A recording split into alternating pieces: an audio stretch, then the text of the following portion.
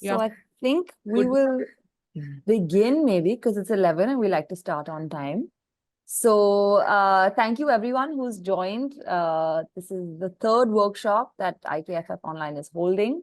And this time we have Safdar Rahman with us. You can say hi. Hello. Hi, Safdar.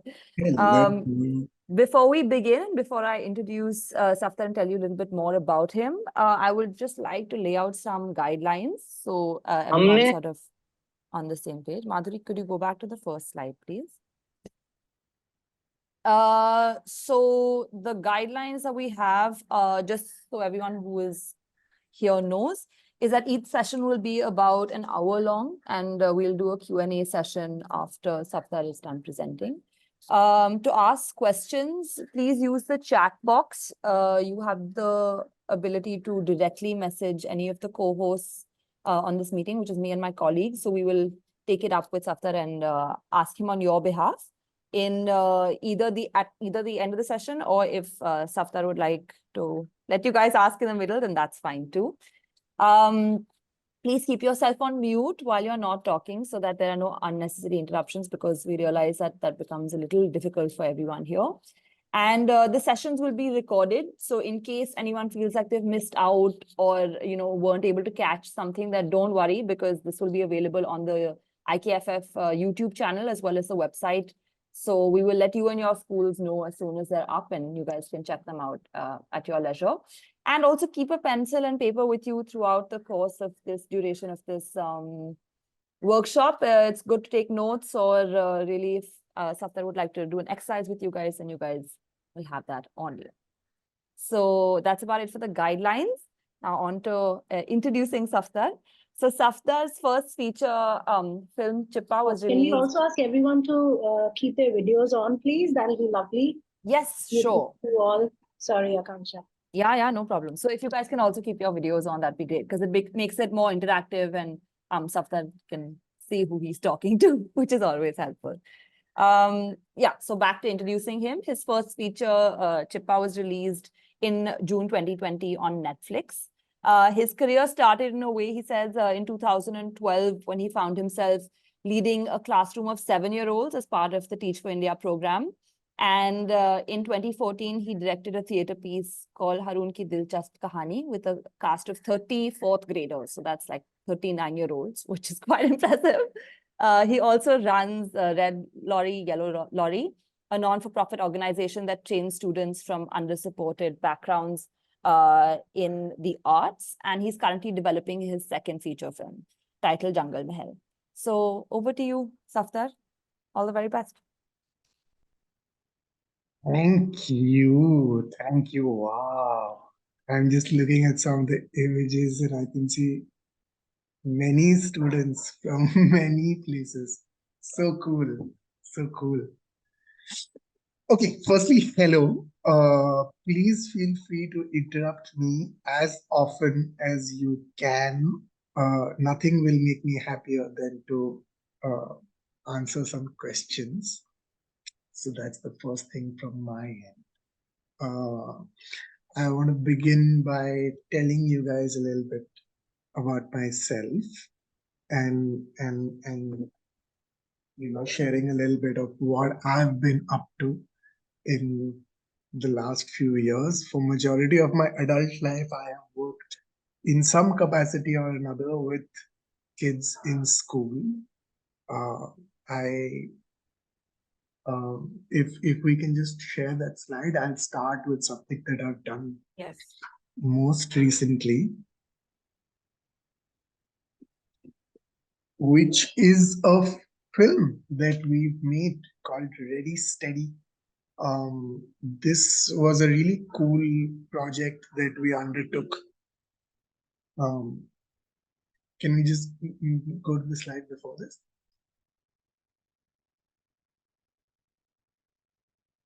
So this happened during the pandemic, where there was a friend of mine who called me one day and was speaking about a bunch of kids who she had taught as a part of the Teach for India Fellowship. This is 10 years ago, when they were 7, 8 years old in class 2 and class 3.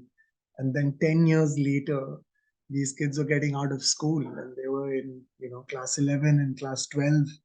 And she wanted to make a film about them. And so she got in touch with me during the pandemic and said, I wanted to make a film about these kids and the crazy journey that they've had. These are all kids who come from very difficult backgrounds, but went to very good schools and so had their own, stories to tell. And so the project that we undertook was not just to make a film about them, but make a film with them. So then that sort of became a whole project that lasted for 2 years almost. So you can see in that photo, that's Sweetie, one of our students who I remember as a 7-year-old who then came on board. And so these were students who didn't just write the film, they also played themselves, they were also part of the crew. They took on different positions and so in many ways it was a film that we created along with students from class 11 and class 12 of a couple of schools in Delhi. We've just finished that film actually. We are doing a bunch of screenings where we've gone and shown the film in different places. And a little later in the session we'll see a small clip from it as well.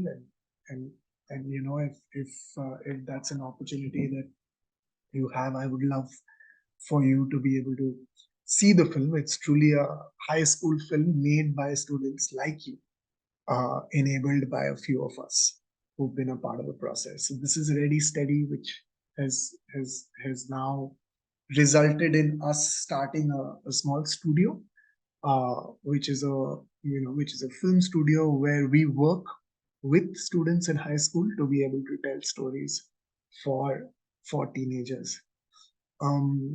Before Ready Steady, I made this film called Chippa. You can go to the next slide, which is a children's film about a 10-year-old boy who lives on the pavement in the streets of Calcutta. It was a story that I had written, based on one of my students actually, who I had taught as a part of the Teach for India Fellowship before this. And this was a journey that we took in 2018, 2019, and then finally it released in 2020 on this OTT platform called Netflix. It released in the middle of the pandemic, and it was quite incredible. We had lots of, again, kids writing in from different places saying that they really enjoyed the film and they really connected with the protagonist. So that was in 2020, and then before this, back in 2012, I started my journey as a class teacher in a school teaching students from class 2 and class 3. This is a school called Aryan Public School in Delhi, in this neighborhood called Seelampur. We can go to the next slide. And even back then, when I was teaching kids, one of the things that I was very fascinated by was the opportunity to tell stories with kids. If we can just move to the next slide. Yeah, that's 2012. That's a kid called Ayan who was a part of my class. This is now more than 10 years ago.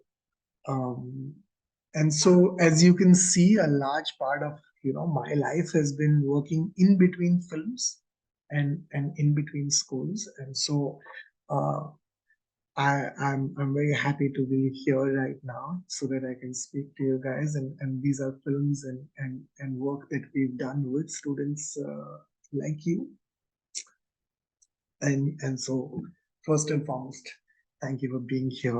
And so if there are any questions that you would have or would like to ask, please feel free to stop me at any point of time. Okay, this brings me to, we can move to the next slide. This brings me to what we're undertaking now, which is that we're building a small studio where essentially what we do is that we work with students and teenagers to help them tell better stories. And so we do workshops where we help students learn the art of storytelling through video creation on their phones and make short films that we then put out on a platform.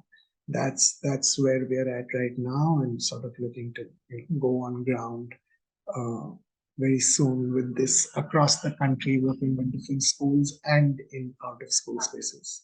So if you'd like to know more about that, please feel free to sort of look us up and yeah, get in touch and know more. Okay, now moving forward, we can move to the next slide. What I'll do is that I'll play a small clip, which is a little bit of a teaser from the last film that we made, which is called Ready Steady, which is a film made by students like you. And we can just take a look at it. It'll give you a little bit more of an idea. After which I'll pause and hear you guys out and take some questions if you would have them. Yeah, we can play this.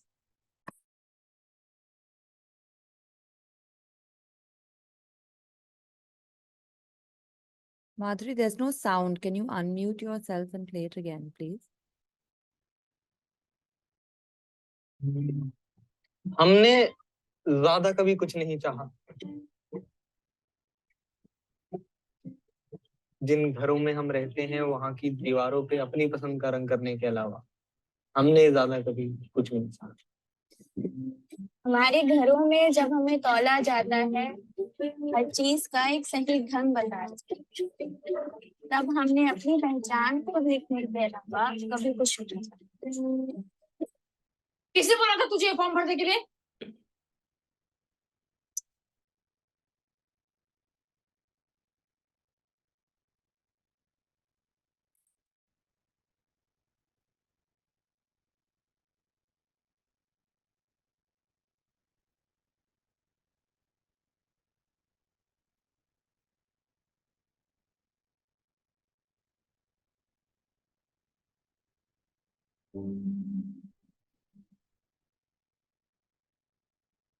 देखिए, when I come to school, I will leave my religion behind.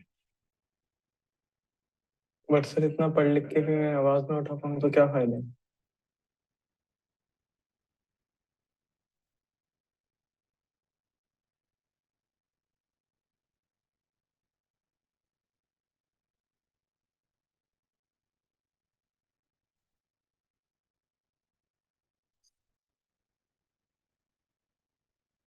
Tension मत ले, इस scene को तो हम crack करके रहेंगे।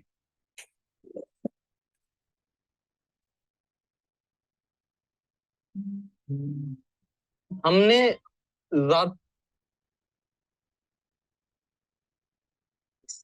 Yeah, I didn't hear a part of it, but just for you guys to get a gist, this is a small clip from a film we've just made. It's called Ready Steady. It was what I was talking about earlier. Yeah, I think it's a good time to just do a quick check-in. If there's anybody who has any questions or anything to say or anything to ask, no question is silly. And if related to films or related to yourself or related to how people like you, what is your relationship with films, I'm very happy to take a few questions. And then maybe we can do a small little exercise. Guys, you can use the chat box and just ask anything. Like you said, there are no, silly or wrong questions. So please ask away, whether it's about maybe how you guys would like to make your own film, or, if you have any questions about how he worked, because like he said, he worked with students while making this. So, there is, like, I would like to ask you a question, for example, Safdar. Working with non-actors and working with students who are also in some ways writing their own stories, a very difficult line to draw. So for you, how did you approach,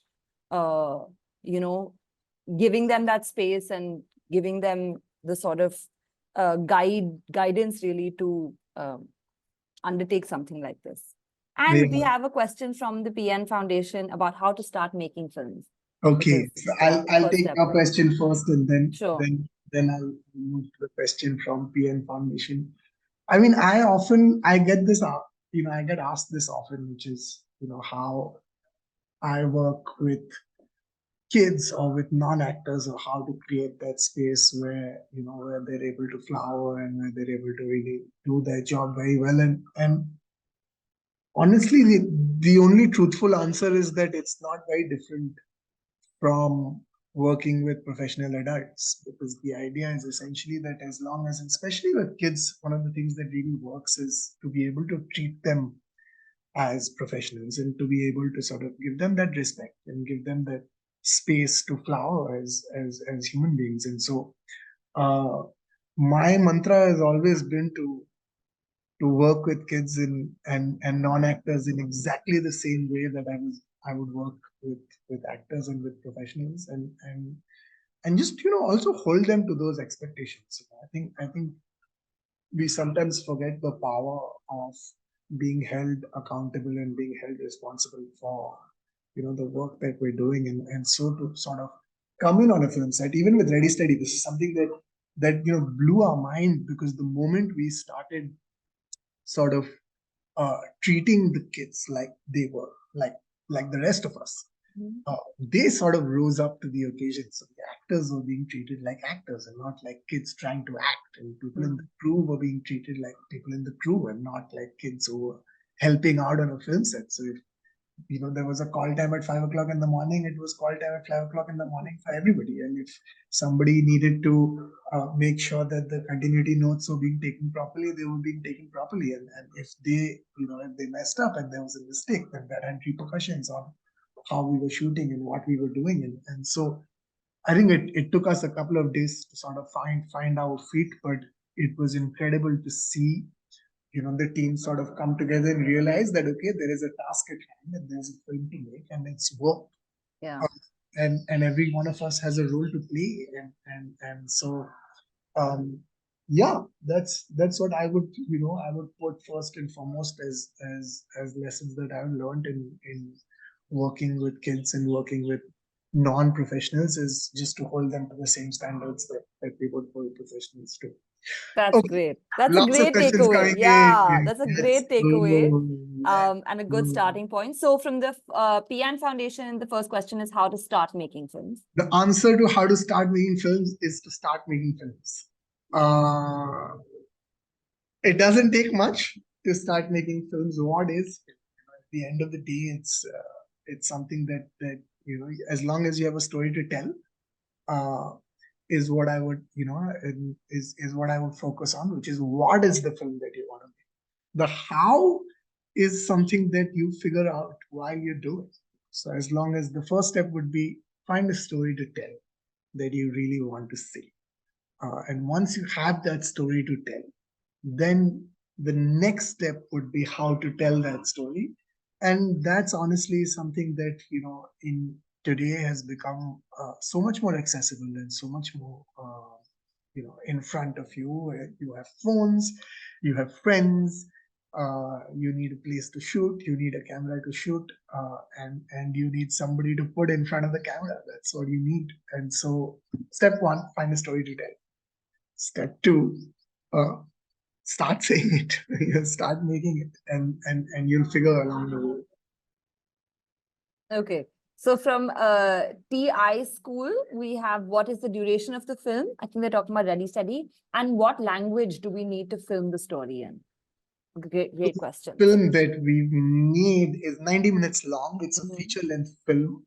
It has 5 segments to it, which are shorter, but they sort of interweave with one another. So it's a 90-minute full-length feature film. The language, I mean, again, today you don't really need specific, languages to make films. You can make films in whatever language you want. Ready Steady is a film that is primarily in Hindi, also because it's set in Delhi, and where protagonists, where the kids that we made the film with primarily speak in Hindi. But if you are looking to make a film, then I would urge you to to make it in the language that you feel most comfortable in, and you feel is right for the story that you want to say. Yes, that's a really actually important point, to be able to say it in your own voice and to be able to say it in a space and in a language that you're most comfortable with, because that sense of authenticity is really difficult to replicate. I have found personally, at least, in films and in work where you are not familiar with the language, because you know the flow that will bring is very, very different. So make the film in the language that you know. From Krishna and Shushti, we have a question that says, "Sir, what inspired you to get into this?" It's a tough one. Um, I think two things played a very big role in me getting into making films. One of which was actually working with kids and realizing what the power of stories could hold. So before I got into films, I was a class teacher in a school for 2 years, and I realized that I didn't like being inside the classroom too much. I didn't like teaching so much, and I didn't think the students enjoyed learning so much. But when we spent time outside of the classroom, then there was this there was this other face that I just saw of kids, of them really, becoming people of their own with such incredible stories to tell and so much confidence and so much sass and so much. So we started doing a lot of theater with kids and a lot of plays with kids. And so uh, to see them blossom and see the difference in them from how they were inside the classroom where they were struggling with academics and they didn't know how to behave and what to do, to seeing them outside the classroom, in a space that they really enjoyed and a space that they thought brought out all of them, um, made me feel that, this was something that I wanted to do more, and that I wanted to work more in the space of storytelling and outside of the classroom.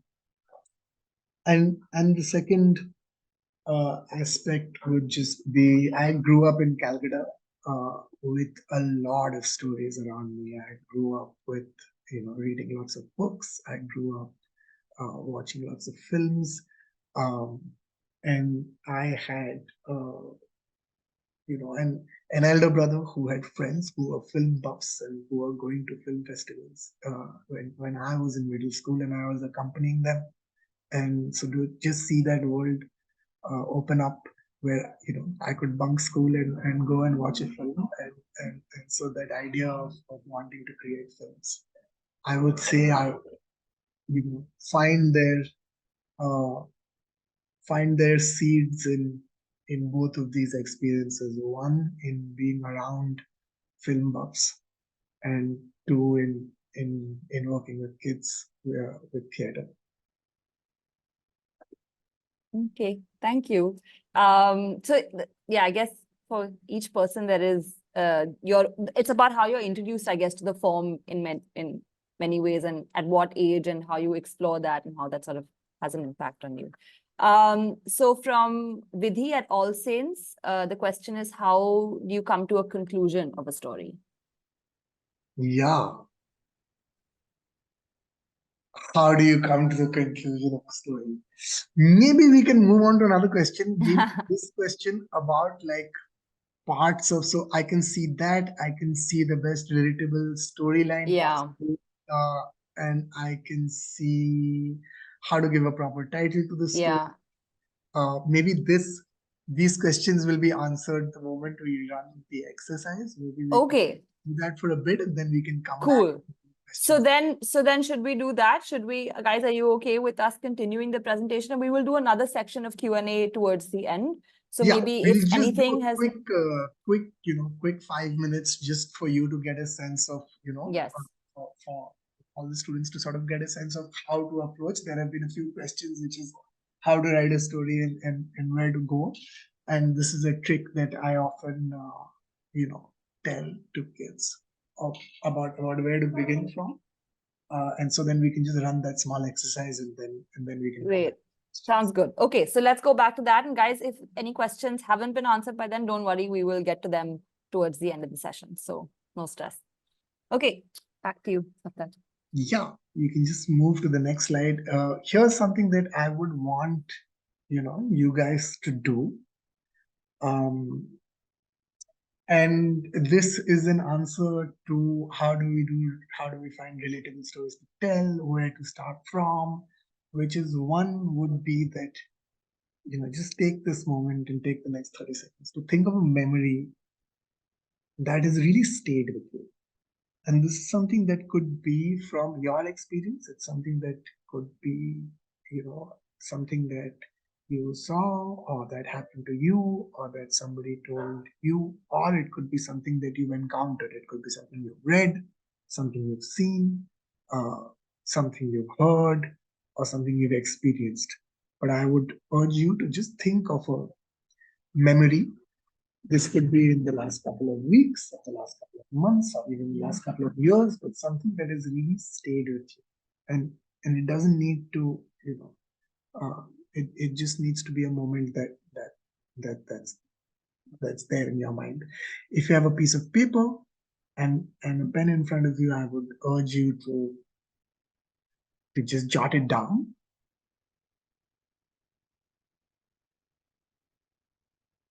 Okay, I can see that some papers, some pens are moving and some notebooks have come out. That's incredible to see.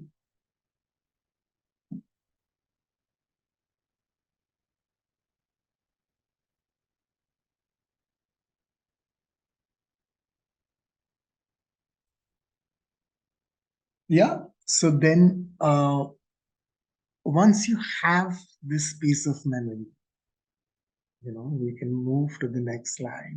And what I would, urge for you to do is to just know the different aspects of this memory, right? Which is that, does it involve people? It possibly involves you and somebody else or some other people. I would urge you to think about what it is that happened and think about it from your perspective, think about it also from other people's perspective. Right? Like, what is it that happened? And then what happened after? How did it end? Just try to think this through. With that memory that you have, who was involved? What happened? How did it end? You can move to the next.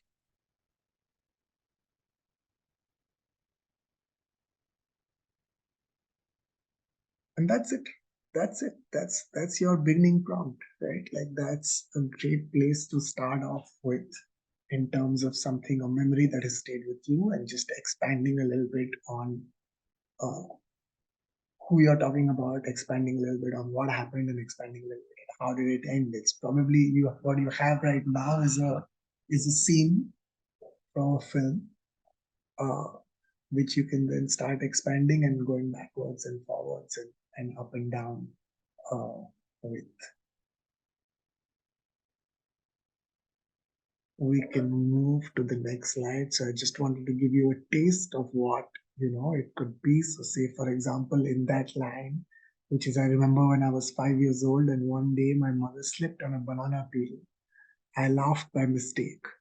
My mother was hurt. I thought she would slap me, but she looked up and laughed instead. Right? Is two characters, which is I and my mother. What happened? She slipped on a banana peel. What happened after was that I laughed. And there's a moment over there. And it ends by she also laughing at me. And that's perhaps the beginning of a film about the relationship of me and my mother. And and what can go from there. So that was just to give you a little bit of a taste on what you can, how you could approach very bare basics of story writing. And questions are still coming in, so I think we'll take this moment to go back to the questions. Okay, cool. This was a really helpful exercise, by the way, Safdar, I have to say, because I sometimes, struggle with coming up with ideas. And when we're sitting in groups of friends and even with filmmakers, professional filmmakers who've been doing this for many years, Yeah. and they're burnt out and they're looking for new ideas. I think this is a really great introspective tool to try and sort of recall things that, inspire you or have stayed with you over time, and try and find your stories in that, because, we all know that write what you know. And so this is a really incredible tool. So thank you for Yeah, sharing I mean, this. it's something that, has sort of helped me across the years, because it's something that is helpful regardless of whether you're 7 years old looking to Absolutely. study, or whether you are a professional and you're stuck, because what stays with us stays with us. Yeah. And it's an interesting exploration to take, to try and understand why something has stayed with us. Because Exactly. eventually you want to tell a story that's going to stay with somebody. And to begin with, a great place to begin with is a story that stays with you, Yeah. and to just see that as a sort of beginning point, and to be able to then unpack it and understand why is this moment, there are 12 other things that happen that day. Why is it that this moment stays with me? And there's definitely something there. And so the idea is also that it sort of pushes you to start moving. And sometimes we get stuck just thinking about where to begin, what to say, is it important, is it not, is it is it something that's relevant, is it not, is it good, is it worth saying or Yeah. not? Yeah. But the idea to just sort of move on and get that juice flowing, which is that if you remember it, it's important enough for you, and that's enough to begin with. That's enough to sort of get down and then start moving. That's so wonderful. Thank you. So thank you for sharing that. And I hope that it sort of stays in other people's minds and is something that they use over their lives. If not, definitely while making their first film. So on that note, we will just go back to the questions. And I think our last one that we had left this on was back to sort of how do you decide the conclusion of a story, and how do you get to the most relatable storyline possible. I think the relatable storyline question has been answered with this exercise. That's like directly correlated. So we're going to go to Vidhi's question about how to come to a conclusion of the story. And and then we'll move on to the others after. Yeah, I mean, I would say that the conclusion of a story depends on the beginning of the story. And so just make sure that you know where you began the story, and does it feel like something has moved or not. So when something has moved, it's who are your characters, has something in them changed, and what is the world that you're talking about, and has something in that changed, and there is an event that you're talking about, there is a what, and has that sort of closed a chapter, and so if it feels like a satisfactory movement has been made, then that's the conclusion of your story. And if it feels that it's not satisfactory yet, then maybe there is a conclusion yet to come, and maybe you need to go. But I would say that if you're confused, it's a great question actually, because this is something that artists, sort of painters, struggle with a lot, which is the only real question that a painter has to answer is the painting finished? And at what point of time do you say it's done? Because that's very often the struggle, which is that you start with a blank canvas and then you painted some beautiful things, and then you want to make it more and more beautiful. But also at some point of time it's right and it's done. Because then if you paint over it more and more, then you're overdoing it and the story is finished and the painting is done. So it's really, I've always been very intrigued by this exploration of artists saying the only real question to ask an artist is, are you done? And so the conclusion of the story lies at the beginning of the story. And so if you go back to the beginning and say, does this feel like a fair answer to where we began from, and a fair, satisfactory sort of movement to where we began from, then you're good. Okay. So you guys can take from that what you will. And it is also, like he said, a exploration really to know when you are finished and whether that really makes sense to you in that moment. Our next question is, how important is it to be a part of the theater, which is run in schools? This is from the PN Foundation. So I think it's maybe the impact that theater has had on your work and your life. Yeah, I'm a big fan of theater for life. I'm a big fan of, even today when I work, it's interesting is that a lot of the people that I work with who are on my team are folks who come from theater. And one of the things that we've noticed with people who come from theater is this innate sense of uh, teamwork. There's this innate sense of there is no work that's too big or too small for me, because that's the training that theater gives you, which is that it doesn't matter if you're the star of the show, you still have to do backstage. And you still have to ensure that tickets are sold, and that you still have to be everybody is a part of everything. And I think that there are some incredible life lessons that are there, that have their seeds in theater. I always say this: theater and team sport are two things which are just such incredible spaces of learning for life. Is just the idea of knowing how to work with a team, to not get bogged down when mistakes are made, to be able to own up and to be able to have each other's back.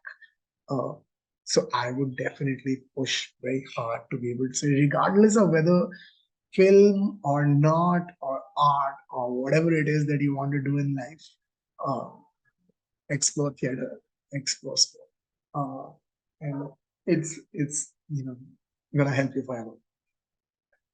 Thank you. Film is also, I would just like to add, but film is also a very is a form that's very inspired by other forms. It has a lot of like cross inspiration going on. So anywhere that you can, any other aspects of your life apart from the film that you're making will have a very direct impact on the film. So explore as much as you can, and do as much as you can, and it'll make your story and the films that you make all the more richer. So that's definitely 100% good hard tip. agree. Yeah. A good tip for sure. From MGM School Bokaro, we have two questions. One is that how do you give a proper title to a story, and how do you add the aspect of rewatchability to your story? Ooh, Good questions. deadly questions. Rewatchability to your story. I would say that the more, I would say that rewatchability is very interesting. I mean, I would say if you've pushed your story far enough, for like if you're telling the story to four friends and they have different things to ask, and different parts of the story appeal to the four of them, then you're perhaps on the way to making something that is going to appeal to different people and appeal to the same people in different ways. And so if there are enough aspects of it that are interesting for different people, I would say that should put you on the path to making something that is rewatchable, which is really like the pinnacle of of filmmaking. I don't know too many filmmakers or films that that have reached that stage. But yeah, it's a great pursuit. I'm very emboldened by your question. Amazing. How do you title a story? I mean, a title of a story is very often like it's your signature. Honestly, it should be, it should have a style that is reflected in the film. So I would say if it's a film that's a comedy, think of something funny. If it's a film that is very much about your central character and their journey, then base it in that. If it's a film that's a horror film, then delve into that. But the title is essentially something that should give a flavor of your story, and very often it's a good exercise to do. I can't start writing anything before I put a title to it because it gives me a direction of what to write. So it's sort of, you know, it's the thing about the film that's most important to you. It's a good exercise to keep going back and checking if, you know, if your story aligns to the title or not. But yeah, I would say think about the most important aspect of your story and think about the style of your story, and then merge them and come up with a title. We actually have a question in response to that in some ways. Neha from All Saints has asked 2 questions, one of which is why do we need to give a title to a story at all the time? That's one of the questions. The other one, which you can dwell on and then tell us your thoughts. And the other one is how can we get into a film inspired by nature and the suffering of reality? How can we get into a film? How can we get into a film inspired by nature and suffering of reality? I'm gonna take that question first. Sure, yeah. I'm guessing that's a question which is saying how do we make a film inspired by nature and suffering of reality?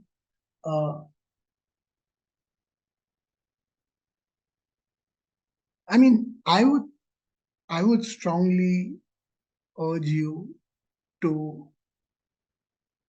think about what is it about nature, and what is, when you say the suffering of reality, it's coming from somewhere.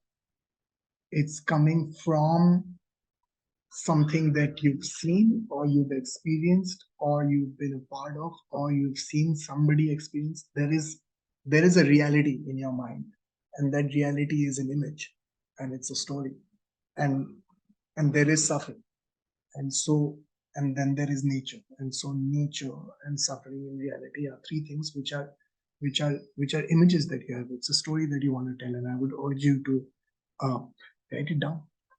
Is to you know, explore it and spend some time with it and introspect on it and write it down, and you have the beginnings of wanting a story, and then you know, every few days you can go back to it and check if you still have the fire in you to keep going, and if you have the fire in you to keep going for a few days, then move on to step number 2. We're actually getting a lot of questions about sort of how to represent reality really in films. I think because Eddie Study, like you said, is so deeply inspired and written by students who are talking about their own lives. And so what are, if any, are there any like tips or like a things to keep in mind for students who are specifically looking at creating stories that are very, very deeply inspired by their own personal lives and their own you know, reality that they live in?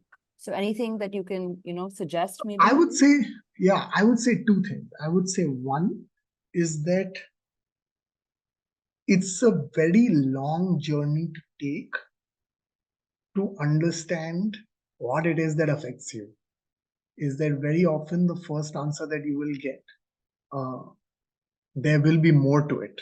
And so I would urge you, and it's a worthwhile journey to take, to understand yourself a little bit more and understand what affects you a little bit more. And so that would be the first aspect of it, which is really, what is this reality that we're talking about? What is it about our own lives that we're talking about? Because our lives are so long, and there's so much in it, and there's so much to say, and there are so many people we meet, and there are so many things that happen. There are so many days we've already lived, right? And so if we were to tell a story, what is the day that you're talking about? Who is the person that you're talking about? And why is it important to you? And why has it stayed to you? So one would be, you know, look deeply inside. And it's a very long journey if you do undertake it. The other would be that once you've done that, do a quick check with your friends who will be able to tell you. Pick friends who would be able to say, hey, this is not interesting, or hey, this, you know, it doesn't appeal to me. And If it doesn't, then try and understand why it doesn't appeal to them, and then go back. And of the many days that you've lived, and the many things that have happened to you, and the many people you've met, and the many, things that have affected you, and see if there's something else over there. And so I would say, just like shuttle between this. One is to really look deeply within, and two is we don't make films for an unnamed audience, right? Like, it's not people out there. It's for ourselves and for our family and for our friends and people we know, and we will hope that if enough of them like it and relate to it, then the larger audience out there will do too.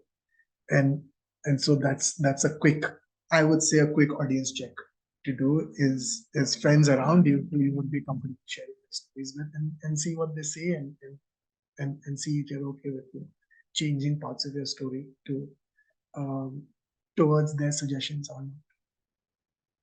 That's a really great point, because also filmmaking as an art form is a very collaborative one at the end of the day. That's at the very heart of filmmaking. So, include people, get other people's feedback, share your story with people.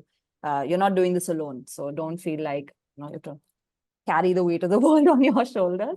But we have a good question from Krishna and Shrishti, which is a bit of a long one. So I'm just going to read it out. And I think it's more of their thought, and you can maybe share what your response is to that. They say that, does the background you come from matter to get out the best stories? Because if there's a person who grew up in a slum, they would maybe have more stories to share than a person who's a successful doctor, but who has spent all their life between books. So they're saying that they know that it completely depends on the interest of the audience, and someone who would be interested to hear about it would what the pressure of a topper would be. But they still think that the background they come from matters. Maybe a bit. It's just a quick thought. So what's your response on that? I have a strong opinion on this, which is that it does not, and that there are great stories to tell everywhere, and every life is full of incredible things to share, right? Like, this is the point of human life, is to be able to share experiences and learn from one another, and that each one of us carry inside us many lifetimes worth of great films. And so the background you come from is the background you come from. The life you've lived is the life you've lived. And going forward, I would urge you to live more varied lives and have more fun, and indulge in different experiences, which sort of make your life experiences wider. But the reason why you've had the childhood that you've had is because it's the childhood that you've had. And I strongly believe that every childhood, every background, regardless of, has struggle, A, and has stories worth telling, B. So a successful doctor has gone through a lot of struggle. A successful doctor has met many patients. A successful doctor has read many books. A successful doctor has set up a successful practice. And inside all of that, there are many stories to tell. And so I would say that, the world is the world. How deeply do you engage with it?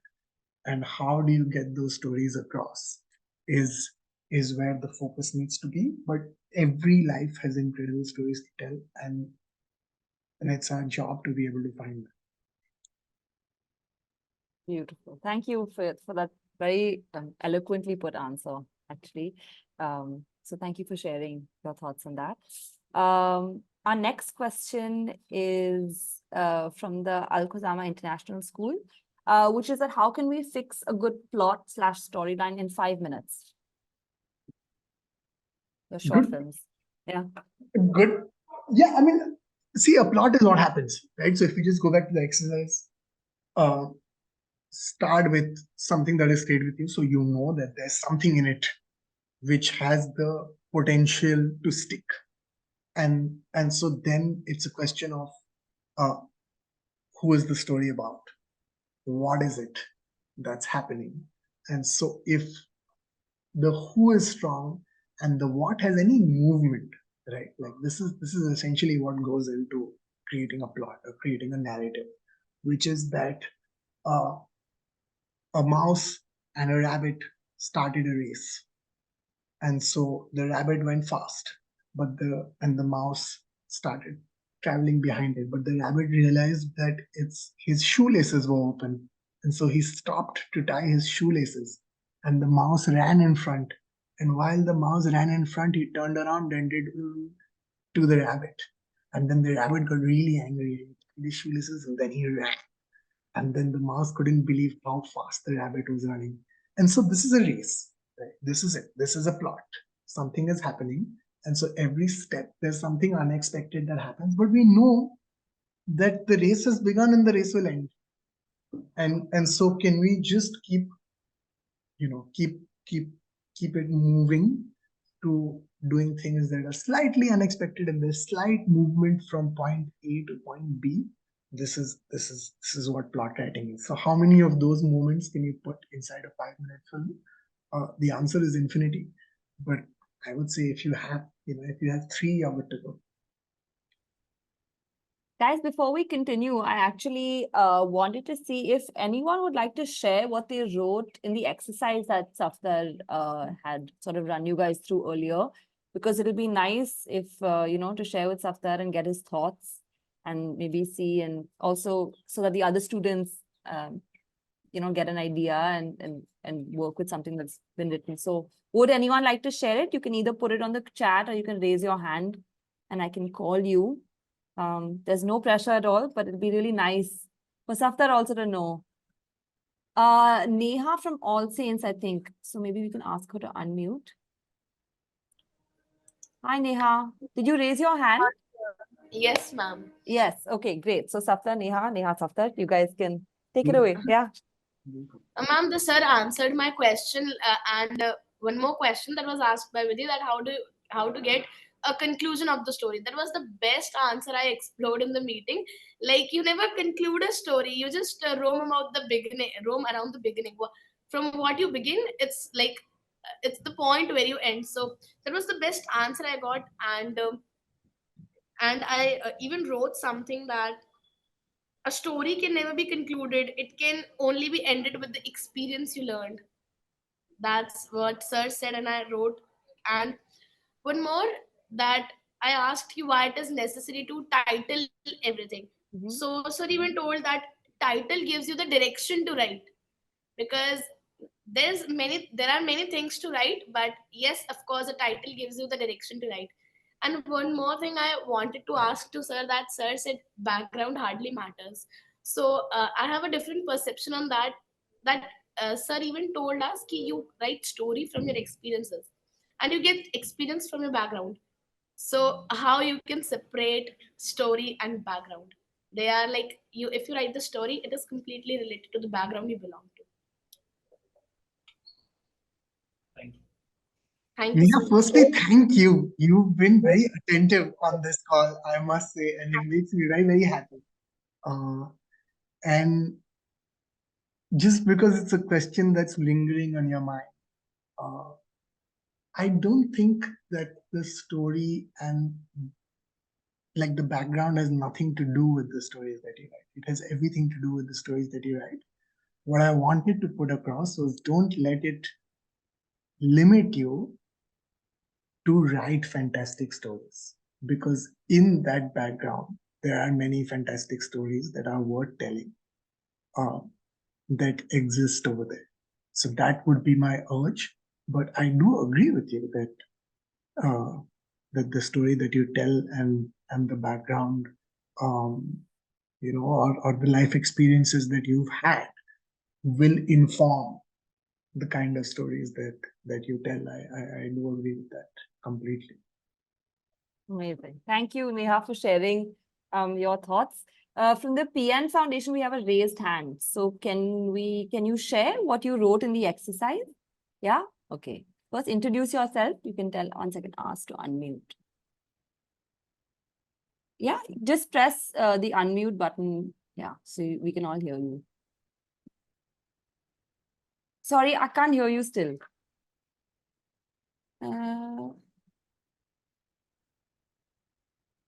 We still can't hear you, unfortunately, even though you have unmuted.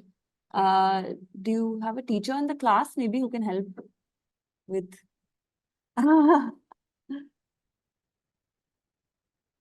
Hi, ma'am. We can't unfortunately hear you for some reason.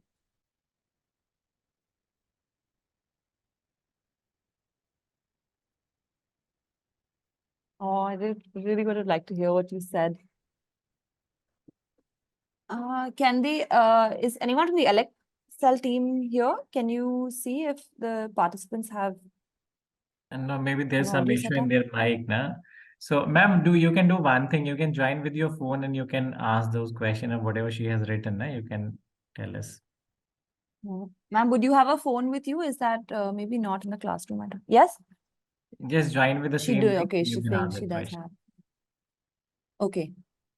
So we will just, maybe while you join, if someone else has anything they'd like to share, we can maybe shift to them, but we'll definitely come back to you so you can share from the PN Foundation.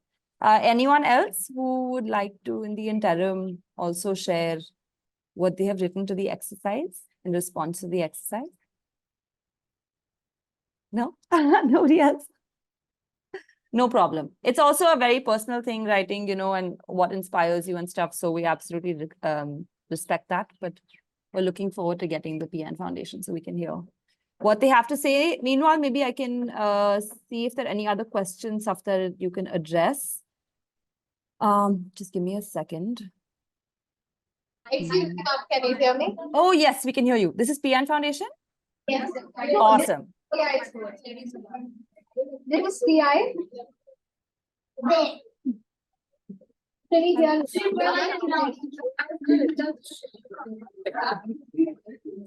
Ma'am, can you hear me? Yes. Oh, this is TI school. Okay. Yes, Yes. ma'am. Yes. We can hear you. Ma'am, this journey of the short film has been very amazing, and this class has been one of the most informative classes which we have had. Perhaps it taught us a lot of things into the journey of short film making, ma'am. We Mhm. always thought of film as a film, but then now we understand that it could convey so much to others. It could even create a change which the world, our age needs right now. And especially having Sarah here, we learned a lot about what a film is, how you can get into the field of filmmaking. And especially I loved how we matched the title and the conclusion of the story.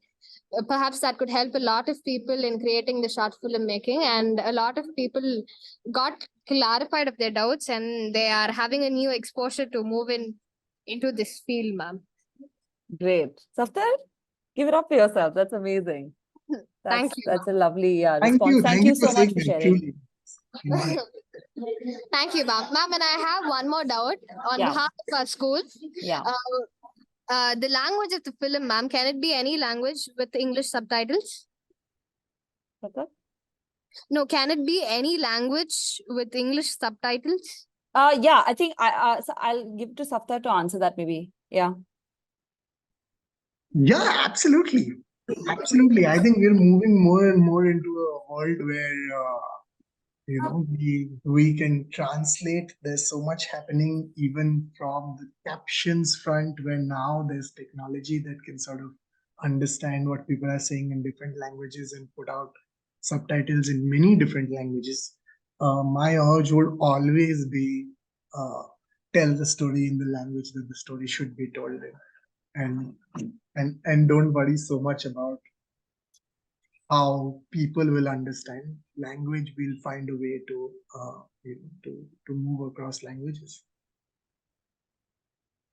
Yes, and one more thing regarding we all gonna film a short film. How do you think the duration of the short film should be? How much do you think it should be to capture the attention of the audience, perhaps? Oh, this is actually a very loaded question. Audience attentions are going, I would say, are reducing more and more as we speak. But also, I think that short films are more difficult to make. Like sometimes when you look at, really create ads, then in a span of 30 seconds or in a span of 25, 30, 45 seconds, they can manage to communicate so much. I would urge you to look at ads as short films and then sort of decide uh, how far you would want to go. I would say 5 to 7 minutes is a great place to start. It's enough time to talk about something well, and not long enough for you to get lost in the process. Yes. Sorry. Yeah, Uh, so An additional thing to maybe keep in mind, interestingly, given the context within which we're having this conversation, is actually LXL Ideas, the organization that's running IKFF, also hosts a Make Cinema competition. And that is for school students. Maybe someone else from the LXL team, Madhuri, can step in and give you further details. But I know the essence of it is that they run a competition for school students up till maybe the age of 17. And they have to make a short 5-minute film, a film that's under 5 minutes, and they can submit those, and those obviously are viewed and are judged properly. So this is basically a competition for school students, and which is for you guys. And I'd like to ask Madhuri to maybe step in here and tell you a little further, but yeah, could be super helpful. Yes. Hi, Akansha. Yeah. So, if you have a doubt regarding the Make Cinema, so yeah, so the duration is fixed. It is 5 minutes. You can make the film under 5 minutes. And also, telling you the deadline. The deadline is on 31st December. We can take all the films till 31st December, and we are going to announce the winner on 15th January. So, if you have any doubts related to Make Cinema, I'm here to answer. I think TI school was having some concern regarding the Make Cinema competition. Ma'am, do you have any doubts?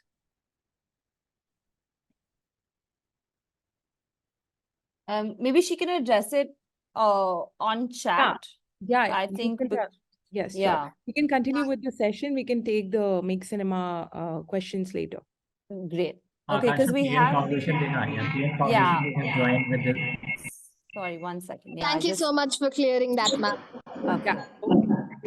Great. So I'm sorry, I'm just gonna unmute. Yeah. Shiva Sharma from PN Foundation. Hi. Yes.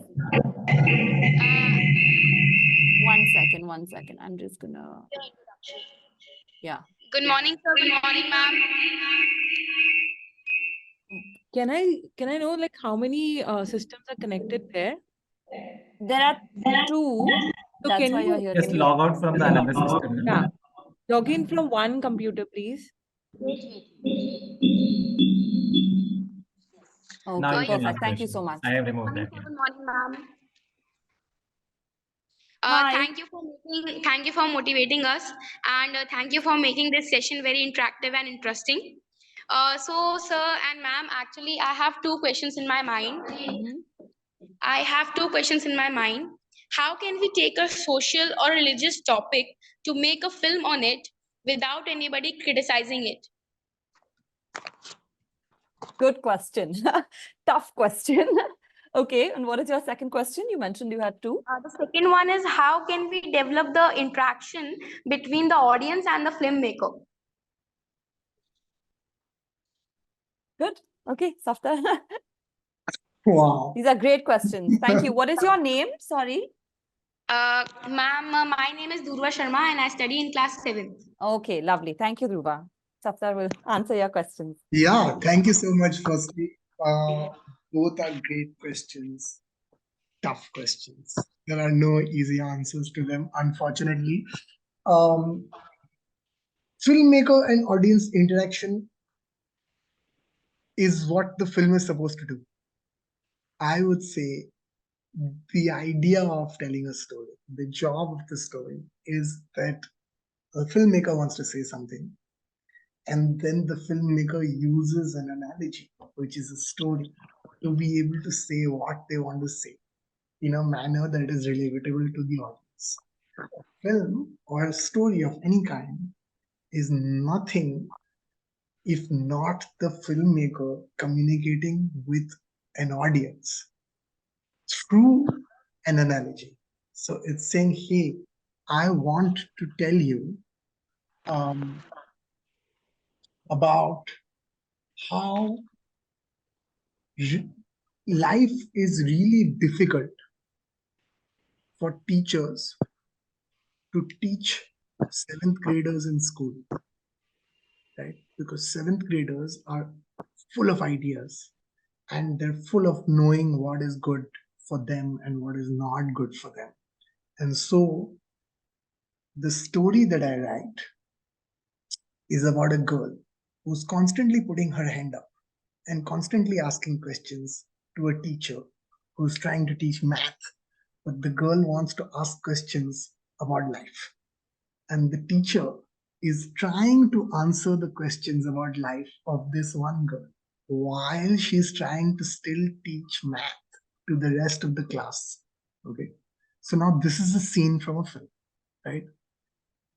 This is the filmmaker communicating to an audience that it's tough, right? The job of the teacher is tough, and that the student is very right in putting their hand up and asking the questions that they want to ask at all points of time, right?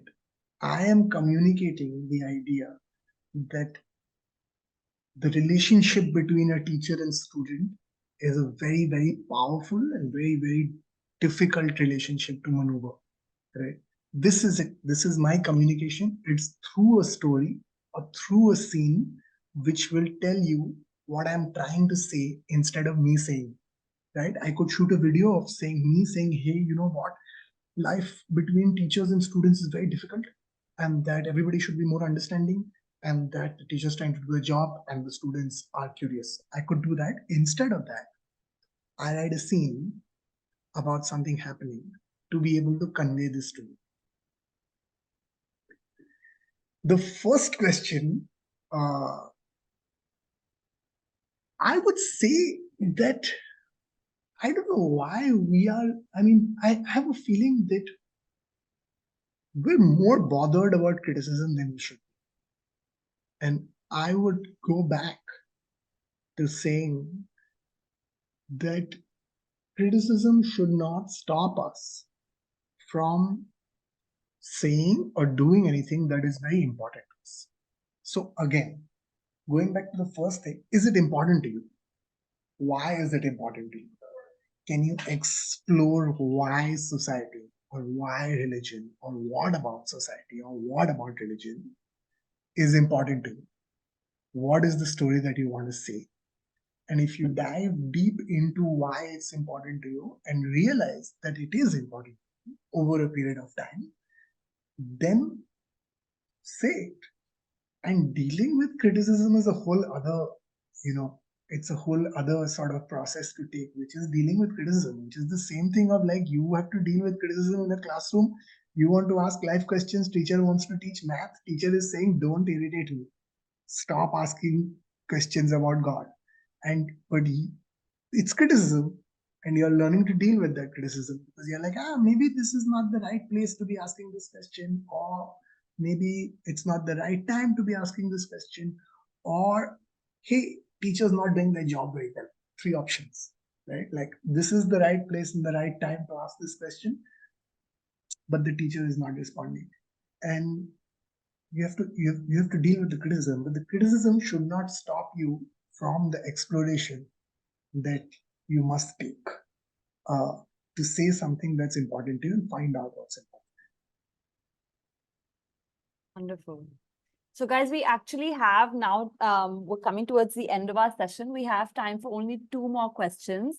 I see one from the St. Germain Academy that had asked a while back. So I'm going to ask that. And Shrishti, you had also raised your hand. So we will end it there. So first with the St. Germain Academy, from them is the question whether the use of green screen is important in this film, I think in Ready Steady, and also in films in general.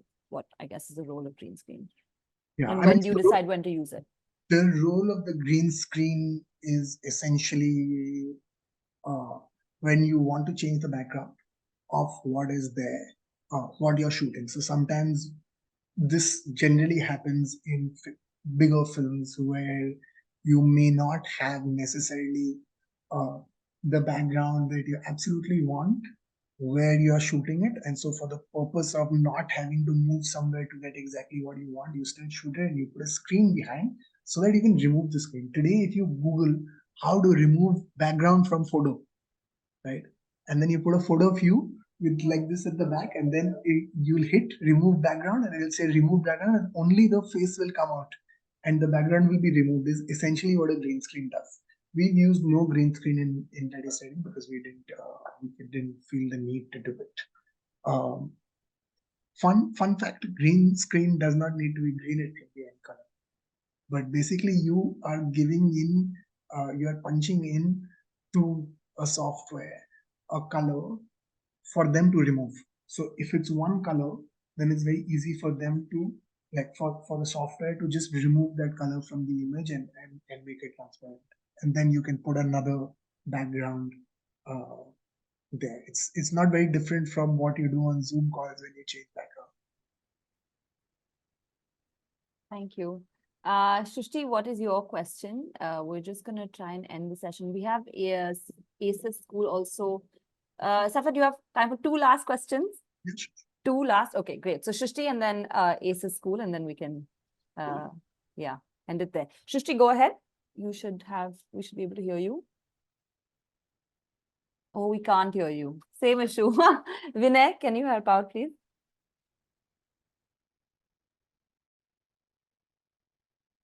Yeah, maybe their mic is not connected. Okay, I think she's moving to a different That screen. is the problem. Yeah. Maybe. Let's see. Because they came here, no? She can Yeah. ask him here. All Saint. You can allow. Can you, can we? Hello. Yes. Am I audible now? Yeah. Okay. So my question was, if I were to make a film about something, or can we unmute that? Okay. So if we were to make a film about a simple thing in life, like not many people address simple things. Like people always focus on like greater problems, and they just just ignore the so-called insignificant things in life. But I think that even the simplest things in life seem fascinating if you see them the way they deserve to be seen. Absolutely. But they are not seen the way they deserve to be. So like, how do we make an impactful film or a short film out of a simple thing? Like, if there is nothing much complex about the story, like if there's no suspense, there's no thrill, but we still want to convey something out of this story. I need tips.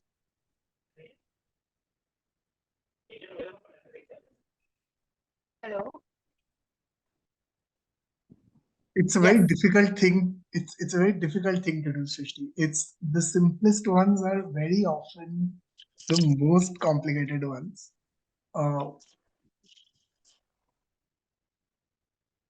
I'm trying to think of a tip to tell a simple story. Can you give me an example? Is there something on your mind that is Okay. Like, we all have like watched the Tare Zameen Par film, right? It was about a kid's problem who had dyslexia, right? But if we want to create a film on an average kid who is like doing decent at school, but still has problems, like every person has problems. Like it's not necessary to have a disorder to get yourself into a film. So how do we make that impactful? I'll tell you something interesting. There is no average kid.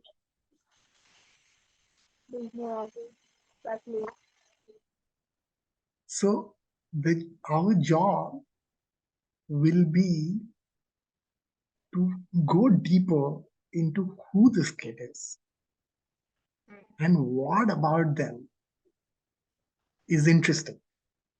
I'm trying to avoid saying what about them is special because it comes with its connotations. But the idea that this I will relate to the question about background that was asked, which is to be able to say every kid has a reality.